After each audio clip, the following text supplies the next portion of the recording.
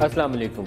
पाकिस्तान में दाइश का वजूद है या नहीं, ये बहुत बड़ा सवाल है। बहुत से हमारे जो हुक्मरान हैं वो कहते हैं कि पाकिस्तान में दाइश नामी कोई चीज़, कोई तंजीम मौजूद नहीं है।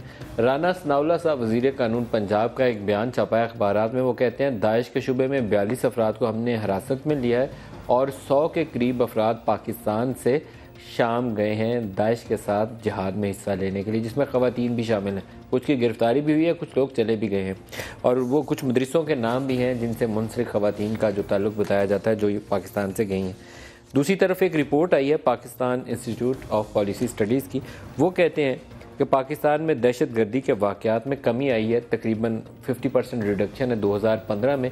ज़रब-ए-अज़्ब एक बड़ा फैक्टर है जिसने दहशत गर्दों की कमर तोड़ी, लेकिन इसको सस्टेनेबल पीस में कैसे बदलना है ये भी क्वेश्चन मार्क है। आज कोर कमांडर्स कॉन्फ्रेंस भी थी और उस कोर कमांडर कॉन्फ्रेंस के बाद जो एलामिया जारी किया गया है उसमें कहा गया है कि ज़ीरो टॉलरेंस है किसी भी दहशत गर्द तंजीम के लिए और पीस को मुस्तकिल और पायदार बनाने के लिए कोशिशें जारी रहेंगी। अब ज़ीरो टॉलरेंस तो हम कह रहे हैं, लेकिन अभी भी हमें मालूम है कि पाकिस्तान के मुख्तलिफ हिस्सों में, ख़ास तौर पर जनूबी पंजाब में बाज़ ऐसी तंजीमें मौजूद हैं जो माजी में हमारी मिलिट्री बेसिस में जो अटैक हुए उनका ताल्लुक भी कहीं से दाएं बाएं से घूम फिर कर इन तंजीमों से या इन इलाकों से जा निकलता था। तो वहाँ पर अभी तक हम रुके हुए क्यों हैं? नेशनल इलेक्शन प्लान के ऊपर ये रिपोर्ट कहती है कि अभी तक प्रोग्रेस स्लो है, क्योंकि एक कोऑर्डिनेटेड जो मुश्तरका कोशिश होनी चाहिए थी उसका फुकदान नज़र आता है। कराची के अंदर आज भी पुलिस वाले वो राव अनवार साहब जो हैं वो क्लेम कर रहे हैं कि 7 TTP के लोग हमने मारे हैं। इसका मतलब ये है कि जिन लोगों के ख़िलाफ़ नॉर्थ वज़ीरिस्तान में या साउथ वज़ीरिस्तान में कार्रवाइयाँ की गई उनमें से बहुत सारे लोग या तो बॉर्डर के पार, दूसरी तरफ उन्हें पनाहगाहें मिल गई। कुछ ऐसे थे जिन्होंने स्लीपर सेल्स बनाकर हमारे ही शहरों के अंदर जगहें और पनाहगाहें ढूंढ रखी हैं। तो ये हमारा आज का प्रोग्राम का फोकस है। नेशनल इलेक्शन प्लान भी, क्या पाकिस्तान में दाइश का ख़तरा मौजूद है और हमारी कोशिशें कैसे आगे बढ़नी चाहिए कि इन तंजीमों के वजूद से पाकिस्तान को पाक कर दिया जाए।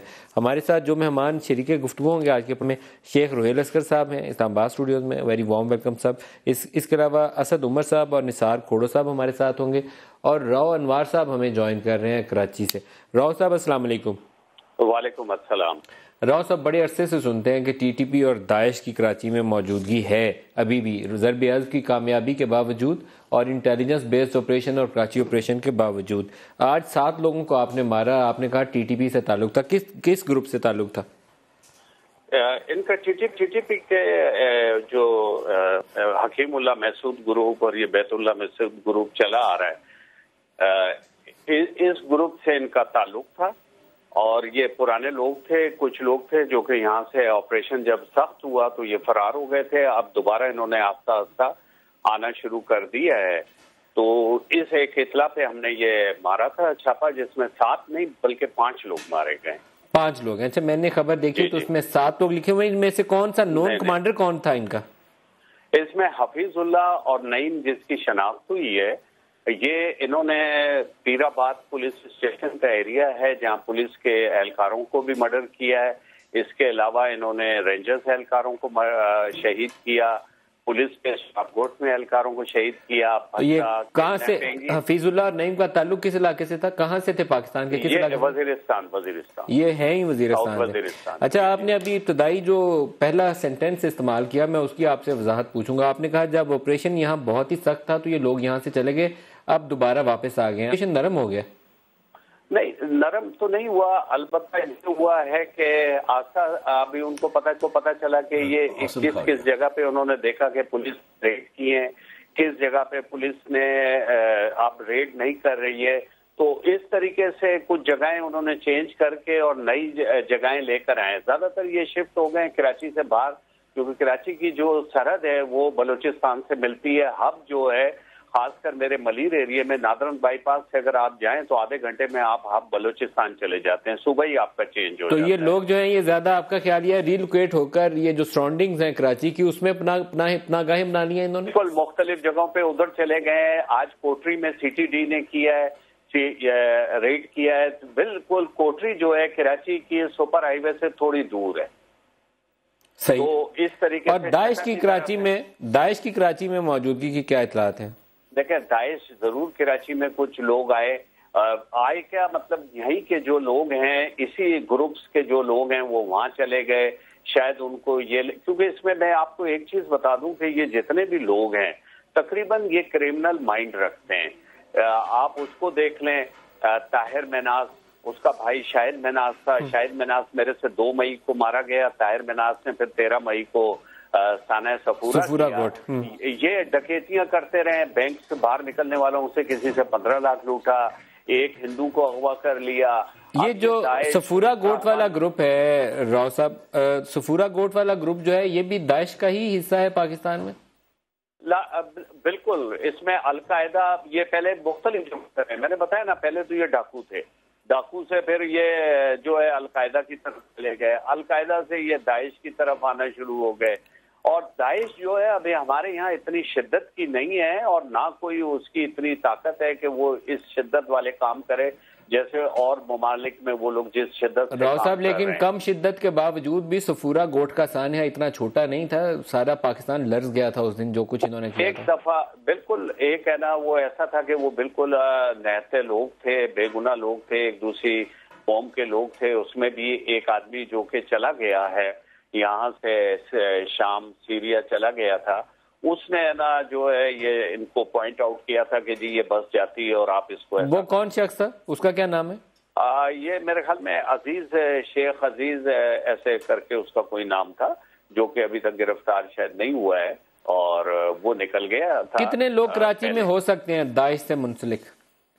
دیکھیں, یہ ابھی کچھ لوگ ہیں جو کہ میں نے آپ کو بتایا نا کہ یہ اب اس میں وہ پٹھان لوگ, ٹی ٹی پی والے, دوسرے تیسرے, یہ سارے کچھ آ گئے ہیں, لیکن اتنی تعداد نہیں ہے. ہم انشاءاللہ اس کو اللہ نے چاہا تو یہاں پولیس کا ہے اور انٹیلیجنس ایجنسیوں کا بہت اچھا نیٹ ورک ہے, اور بہت اچھی کامیابیاں ملی ہیں, اور مزید بھی انشاءاللہ جلدی ملیں گی. تو ہم ان کو انشاءاللہ اب کوئی ایسا بڑا واقعہ کرنے نہیں دیں گے, اللہ نے چاہا. بہت شکریہ راؤ انوار صاحب, آپ نے ہمیں جوائن کیا اور اپڈیٹ. نثار کھوڑا صاحب, آپ کے صوبے کا واقعہ ہے تو آپ ہی سے پہلے پوچھ لوں, ٹی ٹی پی سے منسلک 5 لوگوں کے خلاف کارروائی کی گئی اور آج انہیں مارا گیا کراچی میں, اور راؤ صاحب کہتے ہیں کہ داعش کی موجودگی ہے لیکن ابھی اتنے مضبوط نہیں ہوئے. آپ کی اطلاعات کیا ہیں؟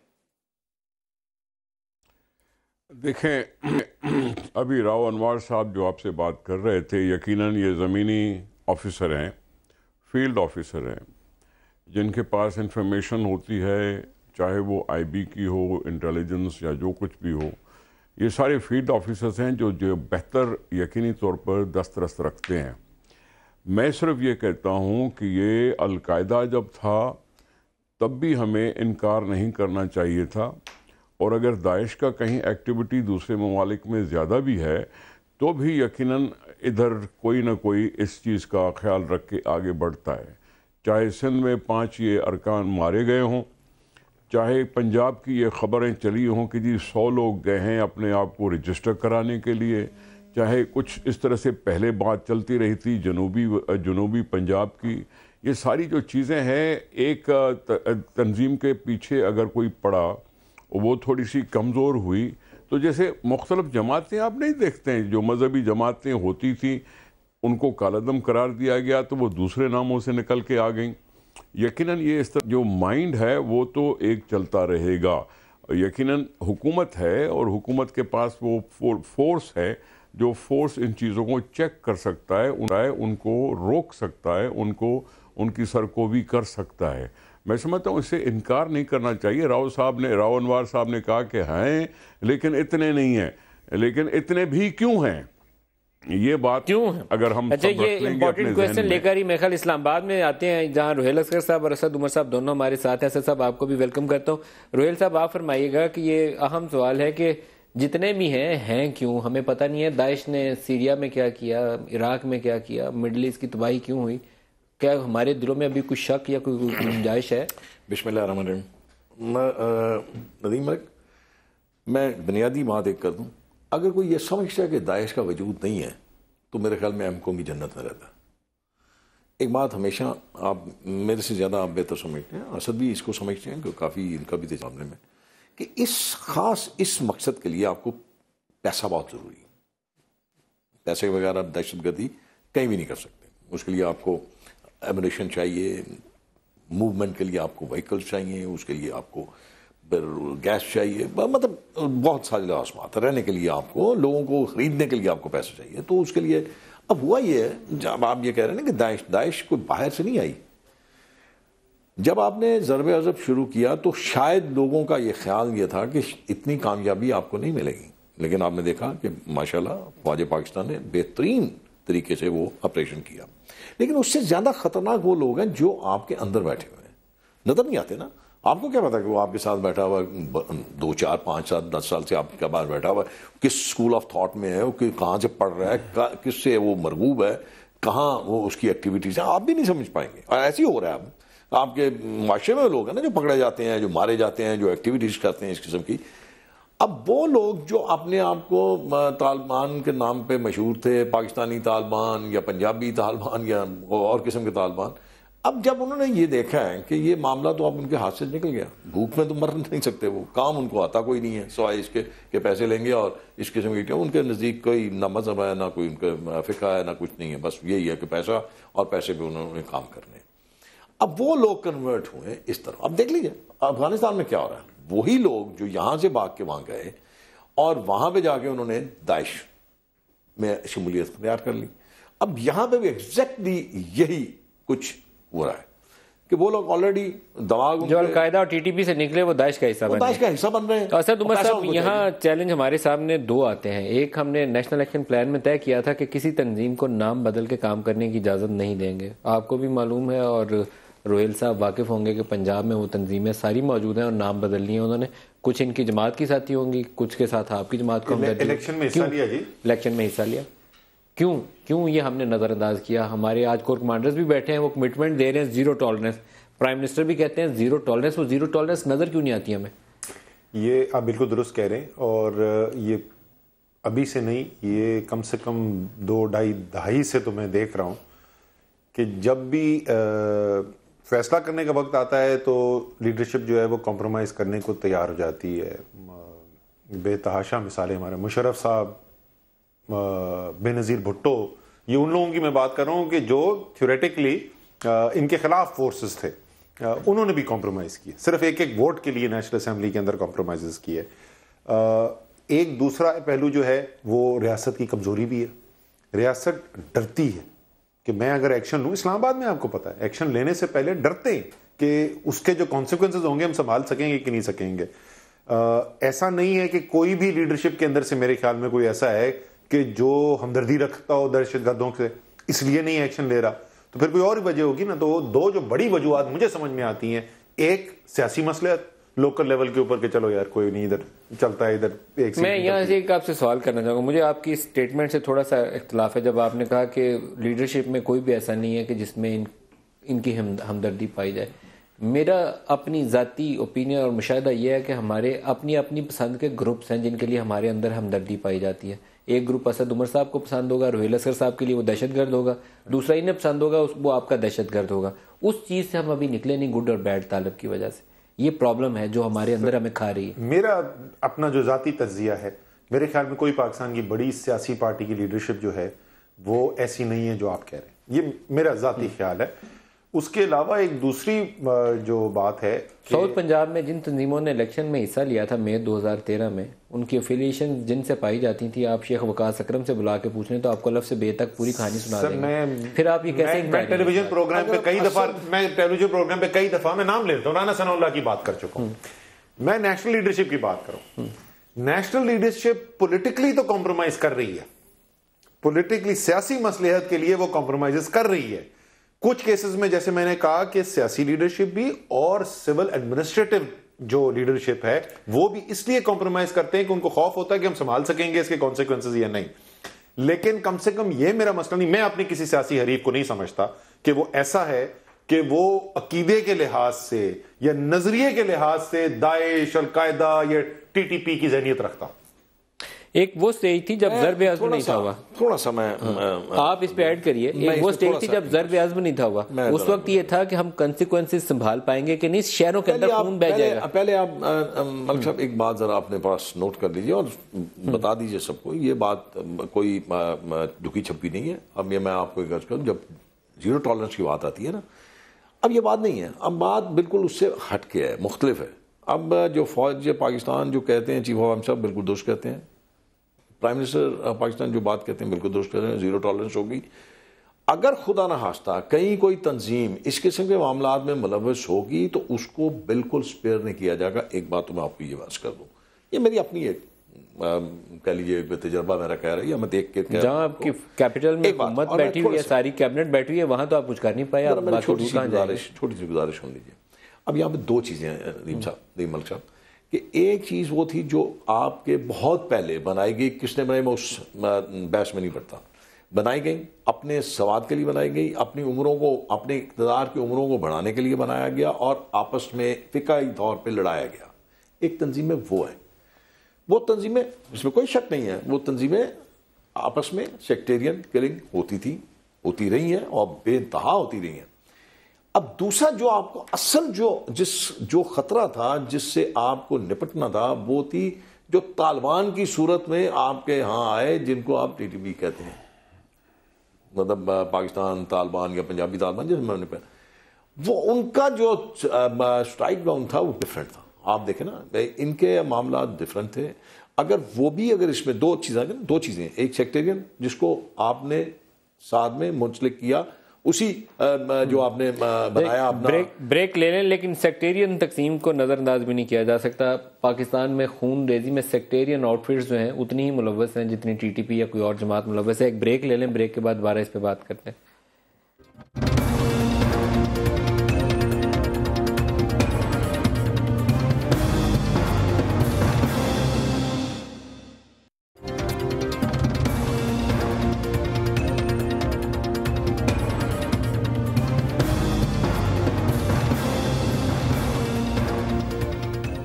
پروگرام میں دوبارہ خوش آمدید کہتے ہیں. نیشنل الیکشن پلان پر عمل درآمد. کھوڑو صاحب آپ سے پوچھنا چاہوں گا, مدارس آج بھی باقی ہیں جن کی فورن فنڈنگ ہو رہی ہے, وہ مدارس آج بھی باقی ہیں جہاں پر ریڈیکلائزیشن کی جاتی ہے, یا وہ چیزیں بچوں کو سکھائی جاتی ہیں کہ اس کو مارو گے یہ کافر ہے, اس کو مارو یہ بھی کافر ہے. اب مسلمانوں کے اندر ہی ہم نے تقسیم ڈال دی ہے کہ یہ ہاتھ اوپر کرتا ہے, یہ ہاتھ نیچے کرتا ہے, اسی کی تقسیم ڈال دی ہے. اس کے اوپر ہمیں سوچنا نہیں چاہیے, کام نہیں کرنا چاہیے؟ سر, نیشنل ایکشن پلان میں کافی امپورٹنٹ چیزیں ہیں. یقینی طور پر سب سے پہلے پرائرٹی تو یہ تھی کہ ہم اس ٹیررزم کی ایکٹیویٹیز کو ذرا کم کر سکیں, ٹارگٹ کلرز کو کم کر سکیں, یہ ساری چیزیں کر سکیں. لیکن بات وہاں تک ٹھہرتی نہیں ہے, اور مدارس کی رجسٹریشن یقینی طور پر ایک اہم نقطہ تھا جس پر ابھی وہ خاطر خواہ میں سمجھتا ہوں پیش رفت شاید نہیں ہو سکی. کتنے مدارس ہیں سندھ میں جن کی ابھی تک رجسٹریشن نہیں ہو پائی؟ 40 کے قریب تو رجسٹریشن ہوئے ہیں, باقی سینکڑوں ہیں شاید نہیں ہوئی. یقینی طور پر یہ چیزیں ہیں جس پہ توجہ دینی چاہیے, یہ یقینی چیزیں ہیں. آپ کو بھی لگتا نہیں ہے جو ابھی ہمارے رورل سندھ میں جو ریسنٹ پاسٹ میں اٹیکس ہوئے ہیں 2-3, اس کے بعد ہمارے لیے کافی لمحہ فکریہ ہونا چاہیے تھا کہ کراچی آپریشن میں تو ہم نے کہا کہ ہم نے جرائم کی شرح کم کر دی ہے, لیکن اسی عرصے میں 3-4 بڑے اگر دہشت گردی کے واقعات رورل سندھ میں ہو جائیں تو اس سے صاف نظر آتا ہے کہ اب بیسز کہیں اور شفٹ ہو گئی ہیں, فوکس کہیں اور شفٹ ہو گیا. سر بات سنیں, یہ نیشنل ایکشن پلان فیڈرل حکومت کی طرف سے لاگو ہے. اگر اس میں کوئی لیجسلیشن کرنی ہے تو شاید اس کا بھی کچھ انتظار ہے, اور اگر لیجسلیشن کرنی نہیں ہے تو بھی وہ ادارے جو اس چیز میں معمور کیے جاتے ہیں ان کو اور زیادہ کام کرنا چاہیے. لیجسلیشن کون سی درکار ہے اس پہ کھوڑو صاحب؟ کون سی لیجسلیشن درکار ہے؟ مجھے نہیں معلوم. اگر نہیں ہے لیجسلیشن درکار تو میں کہہ رہا ہوں وہ ادارے جو ہیں وہ زیادہ تیزی سے کام کریں تو بہتر ہوگا. وہ بہتر اس لیے ہوگا کہ یقینی طور پر کیوں اس پہ تیز رفتاری کیوں نہیں ہے؟ لیکن مدارس کی ان رجسٹرڈ مدارس پنجاب میں بھی ہیں, ان رجسٹرڈ مدارس سندھ میں بھی ہیں, KPK کے اندر بھی ہیں, بلوچستان کے اندر بھی ہیں. آپ کے وہ ہاٹ سپاٹس آپ کو معلوم ہے, لیکن آپ ایکٹ کرنے سے گریز کر رہے ہیں. وہ اگر آپ اس میں دیکھیں کہ جو مدارس کی رجسٹریشن ہوئی سب سے زیادہ KP میں ہوئی ہے, لیکن اس کے قطع نظر بالکل ہونا چاہیے, نیشنل ایکشن پلان کا حصہ ہے. اور جب ایک دفعہ نیشنل کنسنسس ڈیولپ ہوا, فورن اسٹوڈنٹس بھی ہیں, آپ کی فورن فنڈنگ بھی ہے مدارس کے اندر, اور ان ریگولیٹڈ ہے. جی وہ بالکل ہونا چاہیے, وہ ریگولیٹ ہونا چاہیے. لیکن ایک بات میں ضرور کہنا چاہوں گا, ہماری بڑی ڈسکشن ہوتی ہے مدارس کے اوپر, لیکن آپ بڑے بڑے ہمارے اٹیکس دیکھیں تو آپ کو نظر آئے گا کہ ایک بہت بڑی تعداد میں جو ہے وہ نارمل کالجوں سکولوں کی پڑھی ہوئی ہے, وہ پڑھے لکھے لوگ ہیں. میرے تو صفورہ گوٹ میں جس بزنس سکول سے میں پڑھا ہوں اس بزنس سکول کا گریجویٹ بھی شامل ہے.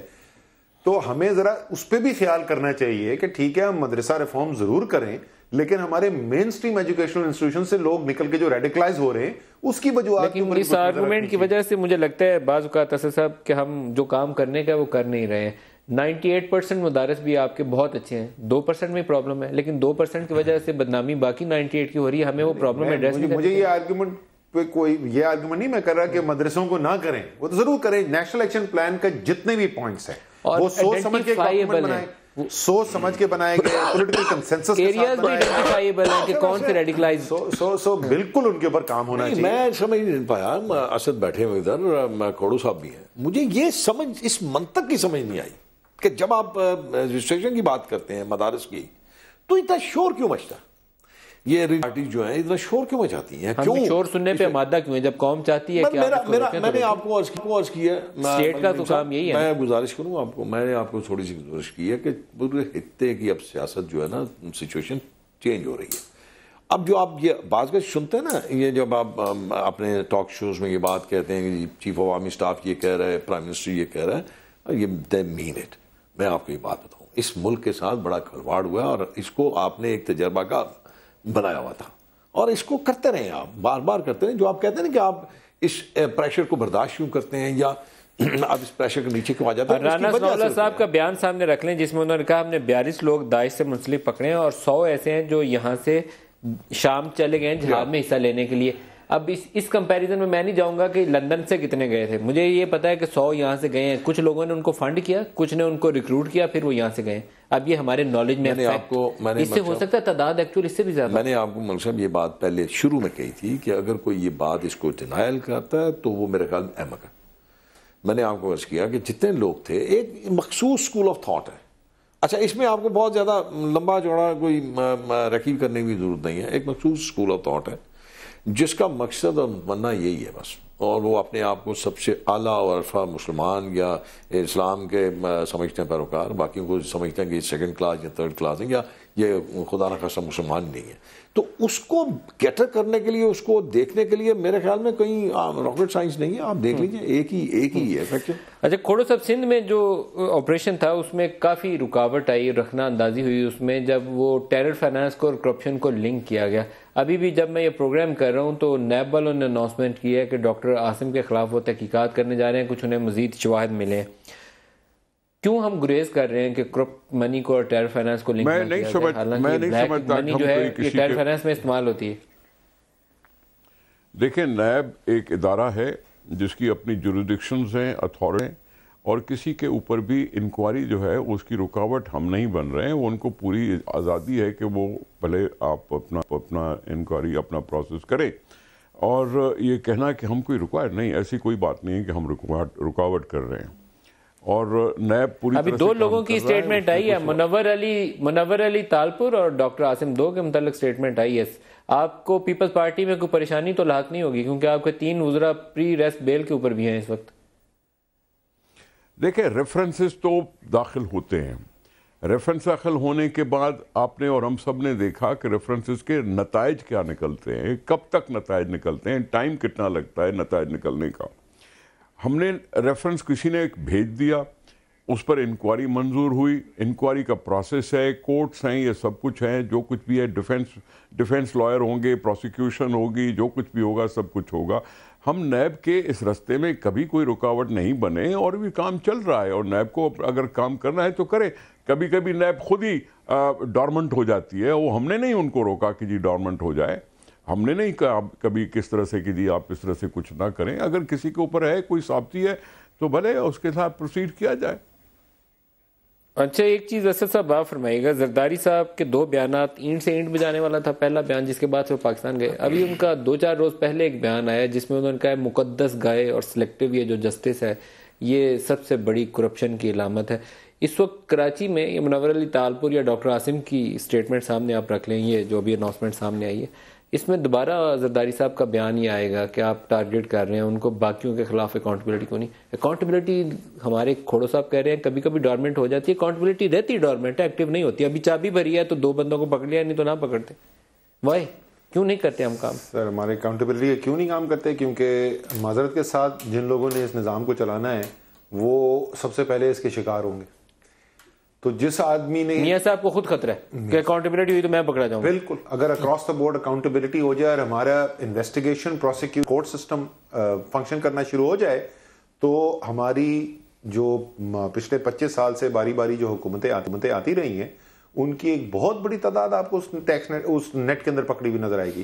تو یہ پھر ایکسپیکٹ کرنا, یہ ڈھکوسلے کا ادارہ ہے, پھر مت بنائیے ایسے ادارے اگر کام نہیں کراتا. بہت شاندار آپ کا ویسے خرچہ بچ جائے گا اس کے اندر, تنخواہیں دے رہے ہیں ایسے لوگوں کو. مطلب ابھی میں صرف 2 چیزوں کی مثال اگر دوں, بالکل ریسنٹ پاس کی, کہ ہمارا نظام کتنی بری طریقے سے مفلوج ہو کے رہ چکا ہے. ایان علی سارے پاکستان نے لائیو دیکھا, ٹھیک ہے جی, اور وہ اینڈ میں بری ہو گئی. ابھی پیسے بھی دیں گے آپ اسے, ابھی انٹرسٹ سمیت پے کریں گے اسے, پے کریں گے 6 لاکھ کے 6.5 لاکھ ڈالر. اس کے بعد ایک مقدمہ جو پاکستان کے کورٹ میں نہیں چلا, جو سوئٹزرلینڈ کے کورٹ میں چلا, وہاں پر شواہد کیا موجود تھے, اکاؤنٹ کے نمبر موجود, کون بینیفیشری ہے, چیک کی کاپیاں کہ ان کے نام پہ چیک جو ہے اس اکاؤنٹ کے اندر جمع کرائے گئے, کانٹریکٹ کی کاپیاں. اس کمپنی نے, کوٹیکنا نے اپنے لوگوں کو فائر کیا, سوئٹزرلینڈ کے کورٹس نے سزائیں دی ان کو جس کیس کے اوپر کہ تم نے کرپشن کی ہے, برائبری کی ہے, بعد جا کے پاکستان میں مقدمہ خارج ہو گیا لیک آف ایویڈنس. اب میں ایک چھوٹی سی بات کروں, اصغر خان کیس بھی ہے, ملا کے بات کر لیجیے سب کچھ, وہاں سپریم کورٹ کا آرڈر ہے. ایک بازگشت پچھلے دنوں میں, پچھلے ٹینیور میں جب میں تھا, ایک بازگشت سنی گئی قطر میں آف شور کمپنی میں 34 کروڑ غالباً 34 کروڑ ہی تھا, وہ انویسٹ کیا گیا اور ڈاؤن دی ڈرین چلا گیا. وہ کیسے گیا, کہاں سے گیا؟ اسد عمر صاحب سے پوچھیں. یہ نہیں, میں نے تو بات کی, میں نے اس میں بحث نہیں پڑھنا چاہتا. شوکت خانم کا پیسہ میں بحث میں نہیں پڑھنا چاہتا.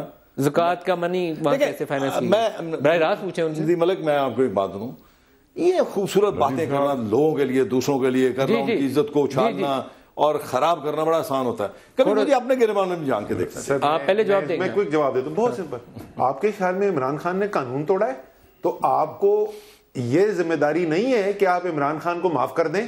آپ کی ذمہ داری ہے عمران خان میں مقدمہ ڈالیں, اور اگر انہوں نے قانون توڑا ہے اور انہوں نے چوری کی جیل میں ڈالیں.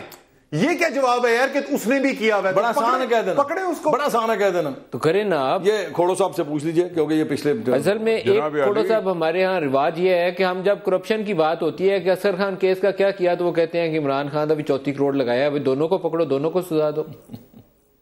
بتائیے کھوڑو صاحب. جناب کیا کروں میں, اب میں کیا بولوں. اسد عمر صاحب نے ابھی کہا کہ جی کوئی کیس چلا تھا, اس میں لیک آف ایویڈنس کی وجہ سے وہ سلسلہ ختم ہو گیا, یہ ہوا.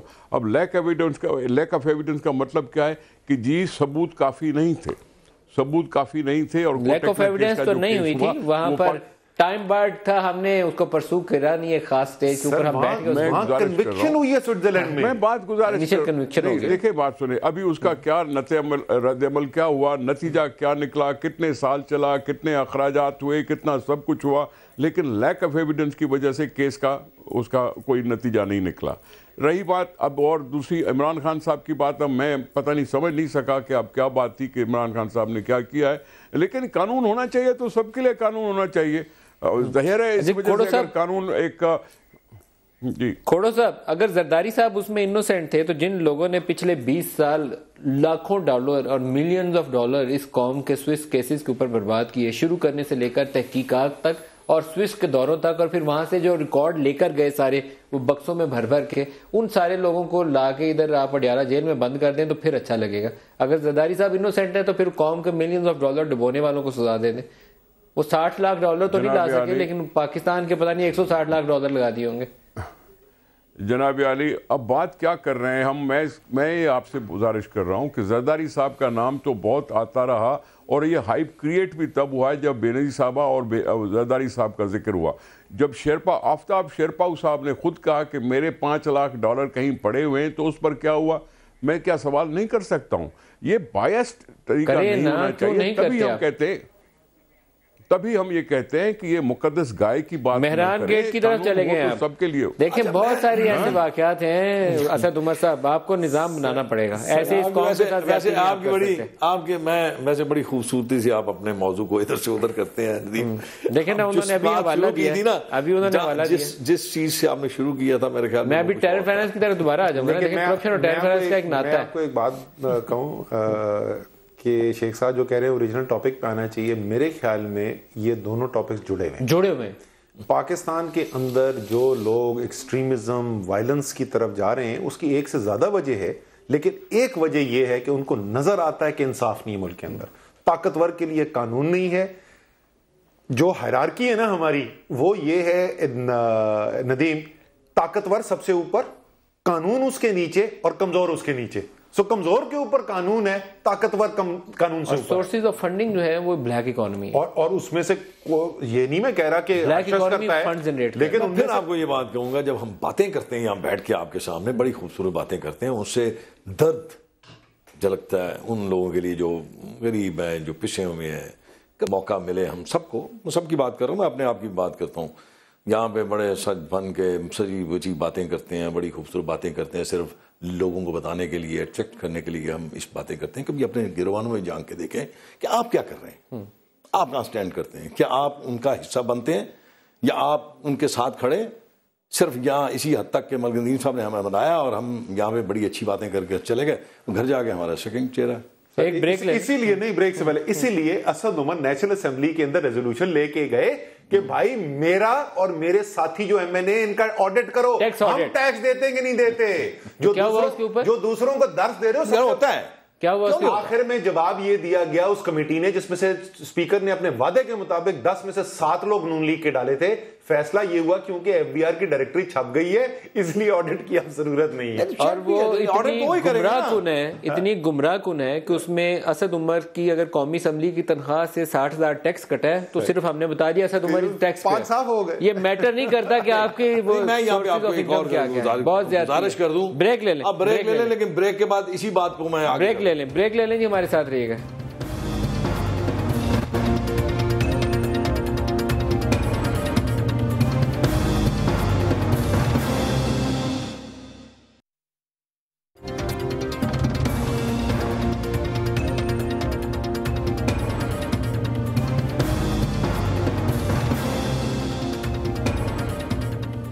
پروگرام میں دوبارہ خوش آمدید کہتے ہیں. ٹیرر فائنانس اور کرپشن, اس کو آپس میں جوڑا جائے یا نہ جوڑا جائے. اور زرداری صاحب کہتے ہیں کہ پاکستان میں مقدس گائے سب سے بڑی کرپشن ہے, اور کافی حد تک درست بات ہے. ہم جرنلسٹ جو ہیں وہ بھی نہیں پسند کرتے کہ یہاں ہمارے کوئی ٹیکس آڈٹ کی بات کرے. عدلیہ کے اوپر تو بات کی تو ہو سکتا ہے پیمرا والے مجھے نوٹس بھیج دیں, اور نہ ہی ہم فوج کے اوپر کہہ سکتے ہیں کہ ان کا ٹیکس آڈٹ کریں کہ ان کا لائف سٹائل ریٹائرمنٹ کے بعد کیسا ہوتا ہے. اور پارلیمان والے تو ویسے ہی آپ سارے نہلائے دھلائے صاف ستھرے ہیں, آپ کا ٹیکس آڈٹ کرنے کی ضرورت نہیں. تو پاکستان میں دے گا کون ٹیکس؟ جی بالکل جی, مطلب ایک ہماری جو برادری ہے اس کا جواب تو شاندار جواب ہے. ہمیں لوگوں نے ووٹ دیے ہیں, بھائی لوگوں نے ووٹ دیے ہیں, ووٹوں سے آپ قانون توڑ سکتے. قانون ایک الگ چیز ہوتی ہے, یہ الگ چیز ہوتی ہے. اسی طریقے سے ہمارے جو باقی لوگ ہیں, یہ پاکستان میں کوئی ایسا شخص ہے جو یہ نہ مانتا ہو کہ پاکستان میں طاقتور جو ہے وہ ناجائز فائدہ اٹھا رہا ہے. سارے طاقتور مقدس گائے نہیں ہے. اگر میں صرف ٹیکس کی جیسے میں مثال پہلے دے رہا تھا, تو بڑے بڑے جو لوگ ہیں ان کا آڈٹ جو ہے وہ کیوں نہ کیا جائے, چاہے وہ جرنیل ہو, جج ہو, اینکر ہو, میڈیا کا اونر ہو, جو بھی طاقتور پوزیشن پہ بیٹھے ہیں, جو قوم کی سوچ پہ بھی اثر رکھتے ہیں, تحریک پیش کریں نا اس کے اوپر دوبارہ. میں نے تو اپنی برادری کا دیا تھا, اور میں نے اس وقت وعدہ کیا تھا کہ آپ پہلے اگر ایم این ایس کا ٹیکس آڈٹ کرا دیں, ایک دفعہ ہمارا اخلاقی جو قوت ہے وہ اسٹیبلش ہو جائے, اس کے بعد میں پیش کروں گا جرنیلوں, ججوں, صحافیوں, میڈیا اونر سب کے اوپر. نہیں, آپ کا مطلب یہ ہے کہ میں کسی اور جو آپ کا ادارہ اس کی بات نہیں کرتا, میں تو صرف اپنے پارلیمنٹیرین کی بات کرتا ہوں. پہلی بات تو یہ ہے کہ میں نہیں سمجھتا کوئی بھی پارلیمنٹیرین جو ہے وہ ٹیکس میں ابھر رہا ہے. تھوڑا دیتا ہے, زیادہ دیتا ہے, اس کے کیا حالات ہیں, کس قسم کی وہ کاروبار میں اپنے آپ کے ملوث ہے, کوئی ایگریکلچرسٹ ہے یا پروفیشنل ہے, جسم ہے, مبرہ نہیں ہے. دوسرا یہ میں جو باتیں سنتا ہوں اسد کی, اس کا آڈٹ کرنا جب ایف بی آر کس مرض کی دعا ہے. آپ کو اگر اس پہ کوئی شک ہے یا آپ اس پہ اعتماد نہیں ہے تو آپ اس کو کسی مرض کی بھی دعا نہیں. میری گزارش سن لیں, وہ خود مریض ہے, اس کو علاج کی ضرورت ہے. میں معذرت چاہتا ہوں, آپ بالکل معذرت چاہیں, آپ کا حق ہے, ایٹ سورس ڈیڈکشن کر کے آپ پاکستان کو ٹھیکا لگا جا رہے ہیں, معذرت چاہیں, لیکن میں یہ جج کرتا ہوں اگر وہاں پہ کوئی خامی نظر آتی ہے آپ کو, تو بینگ اے پارلیمنٹیرین, یہ خوش قسمتی سے پارلیمنٹیرین ہے, تو یہ وہاں پہ اس ایشو کو اس جو آپ کا فورم ہے اس پہ اٹھا سکتے ہیں آپ کہ یہ ایف بی آر میں خامیاں, غلطیاں, خرابیاں, ان کو دور کیا جائے. میرے خیال میں پھر جب وہ چیزیں ختم ہو جائیں گی تو سب لوگ اس میں آ جائیں گے. یہ منطق مجھے آج تک سمجھ نہیں آئی. اسد اس پہ بڑا زور دیتے ہیں جی آڈٹ ہونا چاہیے. ایف بی آر کا چیئرمین تھا, معین صاحب شاید ان کا نام تھا, ہمت کر کے پارلیمان کا دروازہ پار کر کے انہوں نے بڑی کھڑی گاڑیوں کا سروے کیا تھا. پتہ چلا پارلیمان کے اندر کھڑی گاڑیوں میں سے کوئی آدھی سے زیادہ جو اسمگلڈ کار تھی, نان ڈیوٹی پیڈ بڑی گاڑیاں لگزری, اس کے بعد وہ نوکری سے گیا تھا. یہ پرویز مشرف کی نوکری سے گیا تھا سر. یہ بات کریں نا, وہ نوکری سے گیا تھا, سول گورنمنٹ نہیں تھی, یہ پرویز نوکری سے گیا تھا. پرویز مشرف کو پکڑے نا سسٹم, آپ کا ٹیکس سسٹم آپ کا. پچھلے مہینے بھی ایک ٹی وی پروگرام میں تھا, اس میں انہوں نے دکھایا, حامد میر کا پروگرام تھا, پنجاب گورنمنٹ کے جو ٹاپ سول سرونٹس ہیں وہ تقریباً تمام جو ہیں وہ جعلی نمبر پلیٹوں کے ساتھ گاڑیاں چلا رہے تھے. تو قانون کی دھجیاں اڑا رہے ہیں جو طاقتور پوزیشن میں بیٹھے ہوئے. جس وقت تک آپ اوپر کے سطح کے اوپر صفائی نہیں کریں گے, قانون کے تابع لوگوں کو نہیں لائیں گے, تو پھر ہماری زیرو ٹالرنس نہیں ہے. ہم جھوٹ بولتے ہیں, ہماری زیرو ٹالرنس نہیں ہے قطعی طور پر. پھر یہ جو ہم کہتے ہیں نا زیرو ٹالرنس نہیں ہے قطعی طور پر. میری اس بات پہ ہمیشہ یہ بات اختلاف رہتا ہے کہ جب آپ بینگ ڈیموکریٹک پروسیس کے جو لوگ ہیں جو اس سسٹم میں ہیں وہ ایک دوسرے پہ جب کیچڑ اچھالتے رہیں گے تو یہ بڑی معمولی بات ہے کہ بیوروکریٹ جو ہیں وہ جعلی نمبر پلیٹ سے پھرتے ہیں یا کوئی اس قسم کے ایکٹیویٹیز ہوتی ہیں. جب آپ خود اپنے آپ کو گندا کرتے ہیں, آپ ننگا کرتے ہیں آپ, اور جبکہ آپ کے, میں نے پھر بار بار یہ کہہ رہا ہوں کہ آپ ایز اے پارلیمنٹیرین آپ اس جو خامیاں ہیں اس سسٹم کی کریڈیبلٹی اس دن بڑھ جائے گی جس دن آڈٹ ہوگا, اکاؤنٹیبلٹی ہوگی. میں وہی عرض کر رہا ہوں ابھی جو بے وقتی ہے جو سوال اٹھتا ہے وہ سوال اٹھنا بند ہو جائے گا.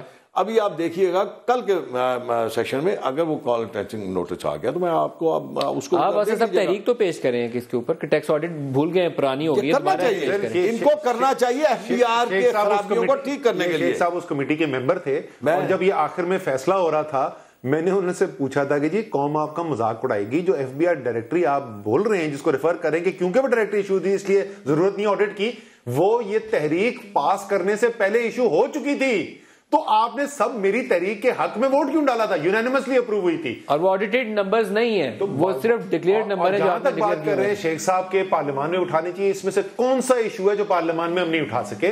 سر پارلیمان جو ہے, آپ اس کو پارلیمان ملک میں چاہے وہ الیکشن کا قانون ہو, ٹیکس کا قانون ہو, کوئی بھی میرا پوائنٹ آف ویو یہ ہے اصلاح کرنے کو آپ ایف بی آر کی ٹیرر فائنانس اور اس کو لے کے آئیں. لاسٹ سیکنڈ ہے, ٹیرر فائنانس کو کرپشن کو انٹرلنکڈ سمجھتے ہیں, ساری دنیا سمجھتی ہے سر. تو پھر ہمیں آڈٹ اور اکاؤنٹیبلٹی کرنی پڑے گی. بالکل کرنی پڑے گی. تو ہو رہی ہے نا, یا چیخیں کو آپ جو نکل رہی ہیں چیخیں کہاں ہو رہی ہیں, یہ ہو رہی ہے, یہ آپ کو ڈاکٹر عاصم کو پکڑ کے آپ سمجھتے ہیں ڈاکٹر عاصم ایک نہیں ہے, ڈاکٹر عاصم باقیوں کی آپ کی کیوں نہیں ہو رہی؟ آہستہ آہستہ شہر صاحب, اسد عمر صاحب, نثار کھوڑو صاحب, پروگرام کا وقت ختم ہو رہا ہے. آج کے لیے اتنا ہی, اجازت دیجیے, خدا حافظ.